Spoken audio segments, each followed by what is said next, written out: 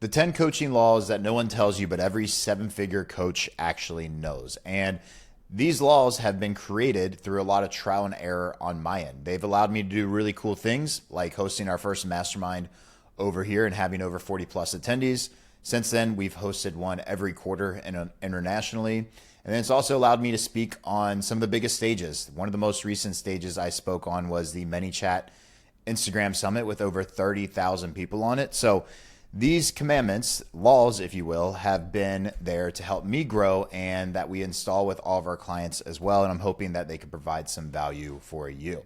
So let's just jump right into it. The first law is the lock in the power of one. One offer, one avatar, and in one niche. Until you're doing over 100K plus per month consistently, don't switch up, don't pivot, and don't overthink it. For me, I hit our first 100K a month 4 months in a row before introducing anything else, before any reoccurring software, before any high ticket backend ascensions, before any setter placements, before any cross sells, upsells, anything. And the reason why is because the moment you start dipping into different offers and different strategies, your data gets very difficult to track. And the bigger the team is, the harder it gets as well. So trust me on this. You want one offer with one avatar and one niche. And if you don't understand what I mean by one avatar, I mean one person. So like for me, I'm speaking to coaches. You are one type of person. And when we first started, it was strictly just coaches doing 10K a month. Since then, we've expanded to just coaches in general, but you want to be super specific. And then as you start growing, expanding from there. Next is say no, often without guilt. No side gigs, no distractions. No, maybe clients that could be a really good fit, but they're going to require a lot more work and have all of this complaining about how they have to have something specific. No, no should be your best friend as a seven-figure business owner in general. Focus is going to be your superpower. Protect it like your income depends on it because it really does. And for me, the moment I was able to start saying no more often and being able to be laser focused is when everything took off for me. And I'll tell you a quick story, which actually led to a burnout. There's a video on my page about it if you want to check it out. A couple years ago, 2-3 years ago, something like that.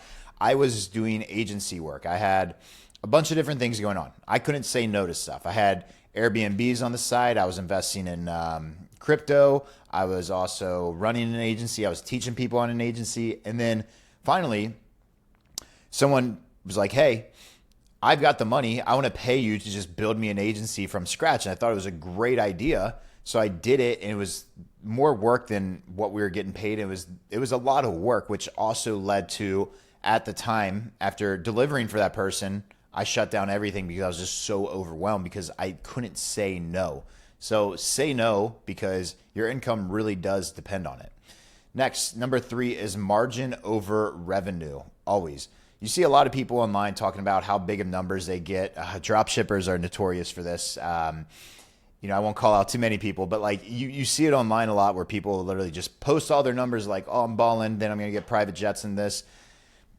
Most of the people that do that don't actually have money is what I found. I would know because we've worked with a lot of big name people in the space that if they get on a payment plan, they fail because they run out of money because they're just so addicted to the lifestyle. I digress from that. The point is you want to focus on margin, not revenue. Revenue is cool, but it really doesn't mean shit, especially in a coaching business. You got to understand what the actual cash that you're collecting comes through. Because if you're not collecting enough cash, but you're basing numbers off revenue, it doesn't work like that. It's not about what you make. It's about what you keep. It's about what stays in the bank account. Because revenue, it'll look cool, but margin will make you rich. A book I recommend from this is called Profit First. If you haven't read that, highly recommend it. It is something that saved my business because I was the person that fell in the revenue flexing game. I'll be honest. I moved to Miami and all I wanted to do was promote my lifestyle and how cool it was. And the point being with that is like I was spending all the money I was making just to look cool and then showing off the numbers from there. After that, I learned very quickly this isn't a sustainable thing for my life and really dialed in the margin side of stuff and understanding what keeping profit in the company. So a lot of this is you live and you learn. I'm trying to teach you, help you understand things that I have made mistakes on that you don't have to as well. Number 4 is build systems or stay stuck. Chaos doesn't scale. You need systems to run the business, because when you have systems that run the business, then you run the systems which run the business. Picking up what I'm putting down? That's exactly how I'm able to travel the world and my business still runs. So far this year, I was in Bali, I was in Japan, I was in, where the hell was I? I've been all over the place. We just got back from Ibiza. We were in Europe for 3 weeks. When we were in Japan, we were over there for about 3 weeks. And I say me, like me and my girl. Sometimes like my team members, some friends will be there as well too. But like, we've been all over the place, and like my business still continues to run because I have systems that run the business.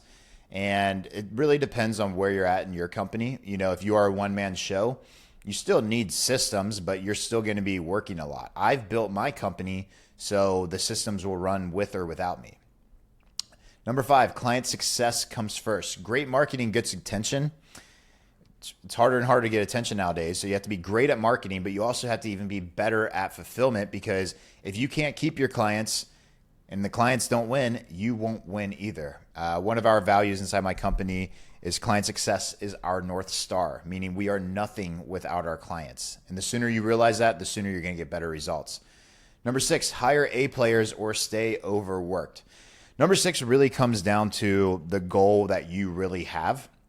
You know, if you want to be a very small team and be working a lot of hours, I have some friends, I know some people doing that, and they're absolutely printing. They have very high margins. But if you want to tap into having a team of people that can perform with or without you, and you know, that's why I was talking about before, is like having the systems to travel, you're going to need A players. And when you're first getting started, you're not going to be able to probably afford A players, which is fine. You'll just have to put in more time and energy and effort into training those people and have better SOPs.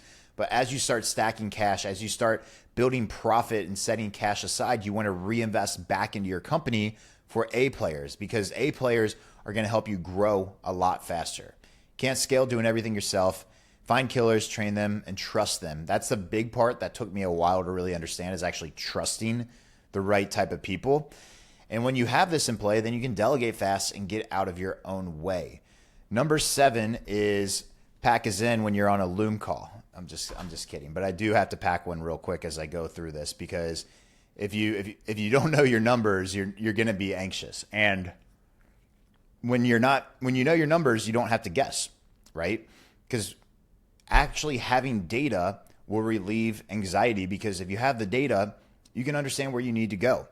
We made a mistake we changed something inside my company going into the year, where, without going into all the detail, I'll just kind of keep it simple. I invested in a software to have better tracking for our Instagram funnel. And I built the software before. It was an MVP. We had some developers build it, but it wasn't great. It kept breaking. So we made the leap to go all in on this new software, and we lost a lot of our data and tracking, which led to a lot of chaos at the time. Since we have the software now, and by the way, it's going to be coming out soon for our clients and then potentially for the general public. We haven't decided yet. But when we got that back, it was clear as day how big of an impact that had on our company, was just having the right data. So you need to know your data.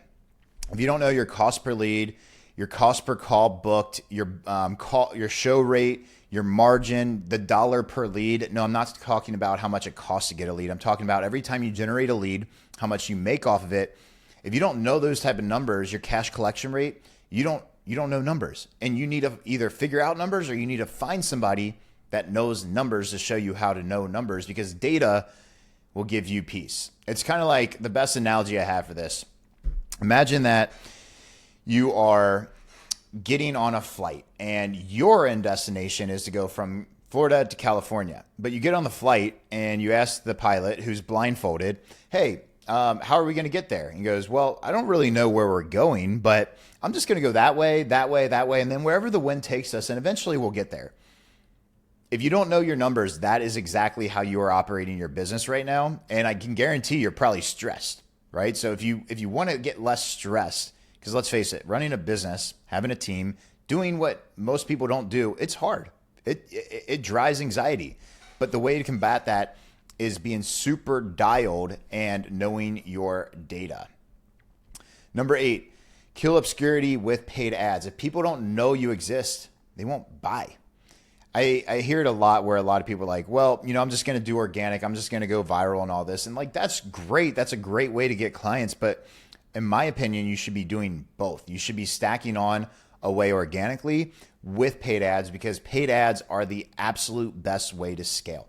Anyone that's doing over $1 million a month and big numbers will tell you that you need to tap into paid ads to do that. Unless you're just in a crazy blue ocean industry, you're the only one teaching it and you're going viral every time you do it, you are on a gold mine. But I still think you need paid ads, because paid ads will get you seen over and over and over without even having to lift a finger. And that's why, like, a lot of what we do, because I posted content every day for 2 years, there was times where we'd go viral. There's a lot of ups and downs. And then I was like, one day, like, what if we could just figure out how to use my existing content to get in front of the right people over and over again?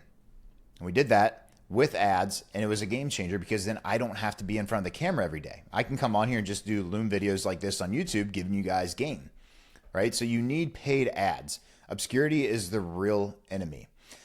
Number 9, play the right game for the season you're in. This is probably one of the most important things that I would probably tell my younger self is there are seasons to growing a business.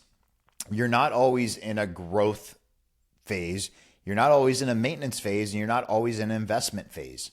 These are the 3 I really broke down. You could probably throw in there profit would be the other phase I didn't put on here, thinking out loud. But those are really the 4 phases: growth, maintenance, investment, and profit. And what I mean by that is every phase of your company is different, right? So for us, every Q1, we go into a investment stage where we are investing into the company. We are trying to rebuild. We're trying to retrain talent, get A players, replace C players with A players, whatever it might be, restructure things. So we're not expecting to have record months in Q1. In fact, every Q1 we've had a lower month than the Q4 before, right? And we do that on design because every Q1 is bigger than the previous Q1, and every Q4 is bigger than the previous Q4. So a lot of it is taking time to actually understand where you're at, and everyone's in a different phase. If you're starting up right now, you're probably in the investment stage, right? Because you have to invest your time, your energy, and your money into the business.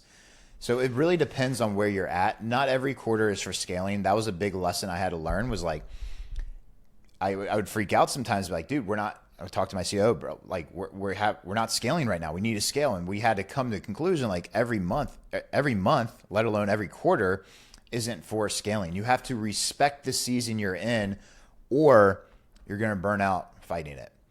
Number 10, which is probably the most important of all, is protect your energy like it's your newborn child.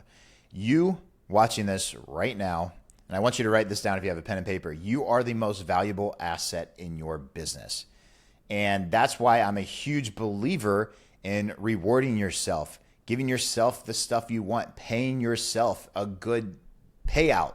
You have to pay yourself. You can't be someone that just works, and then doesn't pay yourself and pay everybody else. You're going to burn out. You have to be the most valuable asset in the business. If you're off one day, call it how it is. Maybe go get a massage. Maybe go hit the gym, come back and reset, whatever it is. Something that's been huge for me, I've got a sauna and a cold plunge now in my garage. And whenever I'm just like hitting a wall, and I'll be honest, I was doing it today. I actually recorded this video, already done. And when I was done, I was like, this just sounds terrible. Like, I can tell I'm just not into it. So what I did, sauna, cold plunge, reset a little bit, and then came back and I reshot this. And I have so much energy and I feel like it's flowing so much better. So you need to understand your energy is the most important part to your business. I recommend guarding your calendar, your inputs, your team, and your focus. Make sure that you are dialed in, because if you get to the point of burnout, it will kill momentum and literally potentially kill your company, and you'll have to start from ground zero again. I've been there. I have a video talking about shutting down a 7-figure business because I hit burnout. It's a real thing, and I don't think a lot of people talk about it enough. Like, it's real. And burnout happens when you keep pushing energy, and you're trying to like move a rock that just won't move. So Get the right energy flowing, energy compounds. So these are the 10 coaching laws that I believe every coach that wants to go to seven figures needs to know. So these are some things that I've gone through. And like I said, these are laws that I have in my life that's been super helpful for me. And hopefully this video is helpful for you. I'll see you in the next one.